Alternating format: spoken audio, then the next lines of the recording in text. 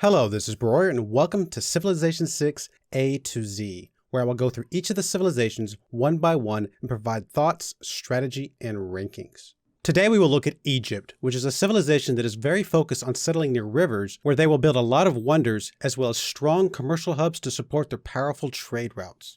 Egypt's leader is Cleopatra. She has three main bonuses. First, your trade routes to other civilizations provide +4 gold for Egypt. This is an incredibly strong bonus that, unlike the Kree, does not depend on any specific circumstance to exist. You'll want to focus on getting as many trade routes up as early as possible for each of your cities. The Colossus and Great Zimbabwe wonders should be at the top of your wonder checklist, no matter which victory type you are going for. Her second bonus is that other civilizations' trade routes to Egypt provide +2 food for them and +2 gold for Egypt. Because of the extra food that you provide them, other civilizations are going to want to trade with you. This bonus combined with the previous one will help push you towards being the strongest economy in the game. And finally, her third bonus is that you earn twice as many alliance points from trading with allies. Don't underestimate this bonus. The various alliance tiers provide some very strong bonuses for your civilization. Get your alliances set up early, enjoying being at level 3 long before everyone else. These bonuses can help you with any of the victory types.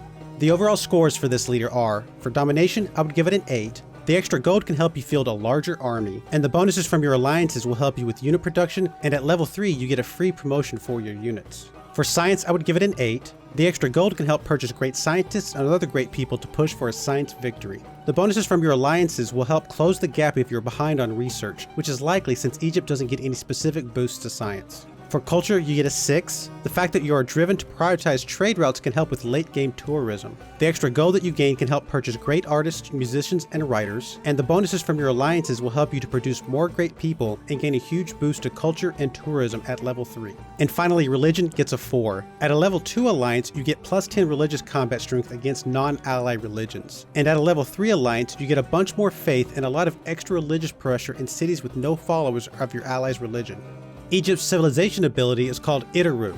You get +15% production towards districts and wonders built next to a river.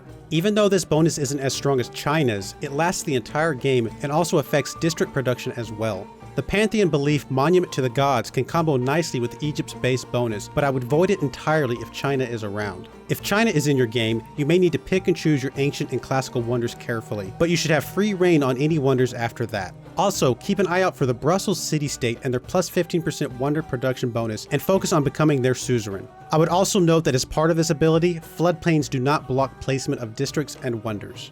The overall scores for this bonus are really 8s across the board, with the exception of a couple bonus points for culture. Culture gets these bonus points here because all wonders help culture, at least a little bit. It's hard to rate the entire array of all the wonders in the game, but you should be able to get your hands on plenty to support whichever victory type you want to pursue. As with China, you can either figure out what victory type you want to go after and beeline the wonders that support it, or you can just build whatever wonders you can get your hands on and see what victory type that leads you towards. Egypt's unique unit is called the Marianu Chariot Archer. It's a ranged class unit that replaces the heavy chariot. This does remove one of the strongest melee units of the ancient era from Egypt's arsenal, so they will need to rely on warriors and spearmen to lead the charge. This unit has 25 combat strength and 35 range strength, which is almost as much as a crossbowman's 40 range strength. You may need to think hard about whether you want to replace your highly mobile chariot archers with crossbowmen when the tech comes along. I would suggest only upgrading the units that will be stationary in city defense until you get field cannons. Like crossbowmen and normal archers, chariot archers have a range of 2, but they also gain +2 movement points if they start on flat terrain. The overall scores for this unit are, for domination, I'm going to give them a 10.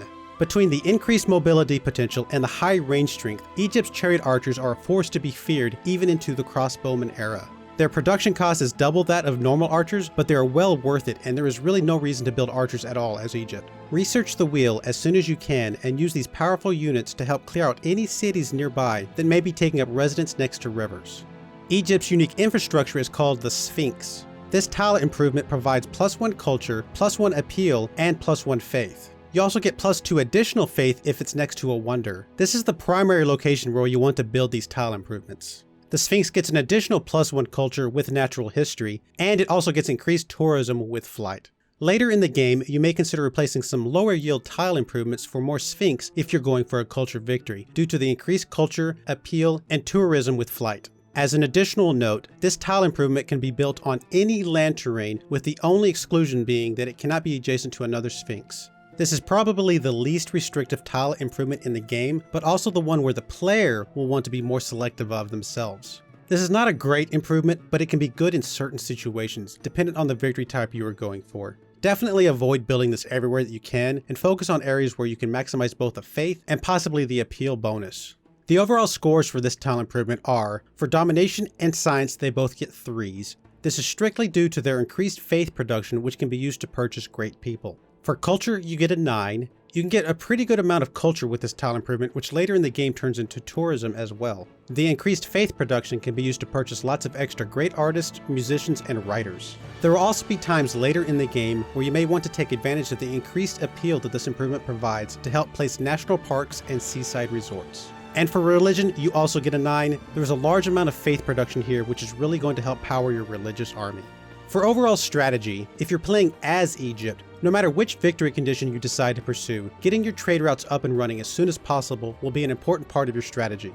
Commercial hubs or harbor districts will likely be one of the first districts that you put in each and every city.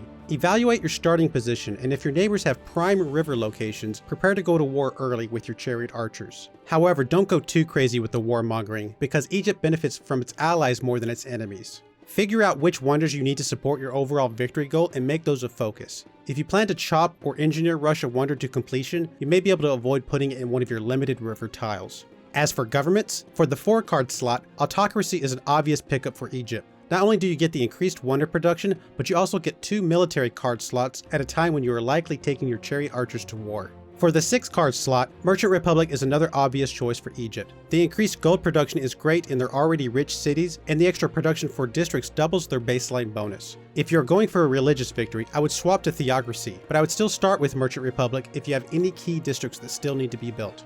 And for the 8-card slot, either Democracy or Communism could be great in this slot. If you have a lot of extra gold saved up, Democracy can help stretch that even farther. Overall though, I'd lean towards Communism, especially if you still want to build any late game wonders or districts. If you're playing against Egypt, you should know that her leader agenda is called Queen of the Nile. She likes civilizations with powerful militaries and will try to ally them to avoid conflict. She dislikes civilizations with weak militaries. For most civilizations, it will come fairly naturally to play nice with Egypt. You will likely want to have a large army even if you are just defending your own land, and Egypt will like you for it.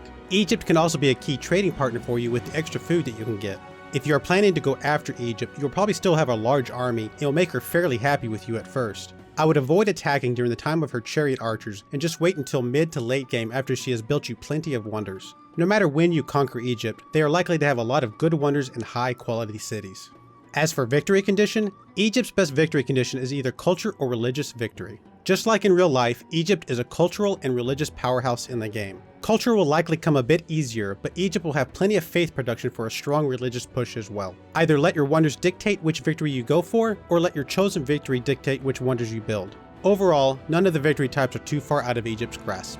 Where do they rank overall? For domination, I would give them a 7. Egypt could go after a domination victory well enough with their strong economy and ability to build some key military wonders. I really feel that their strength lies in expanding in the early game to obtain lots of prime river tiles and then settling into one of the other victory types for the late game. For science, I will give them a 6, although due to the lack of any direct science boost, this will need to be driven heavily by their alliance bonuses, wonder bonuses, and ability to purchase lots of great people with either gold or faith.